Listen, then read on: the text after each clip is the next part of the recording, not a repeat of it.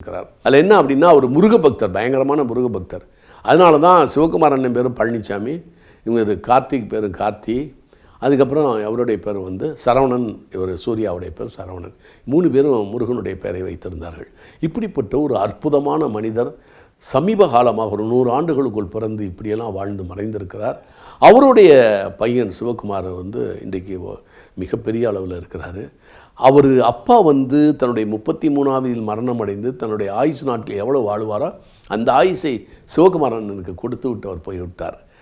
அதனால் சிவகுமார் அண்ணன் 100ஐ எட்டி விட்டு தான் அவர் இந்த உலகத்தை விட்டு அவர் போவார். அதுவும் தான் விருப்பப்படி பீஷ்மரை போல் போவார் என்று நினைக்கிறேன். சிவகுமார் அண்ணன் நம்ம வந்து அவருடைய மனப்பாட சக்தியோ அவருடைய ஒழுக்கத்தையோ அவர் நல்லா இருந்தாருங்கிறதே ஒரு பாதி 50% தான் நம்மலாம் பாராட்டலாம்.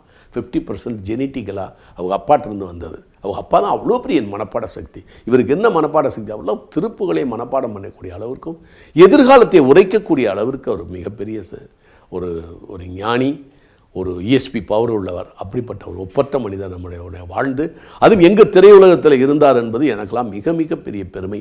அதுவும் தமிழனாக வாழ்ந்ததில் ரொம்ப பெருமை.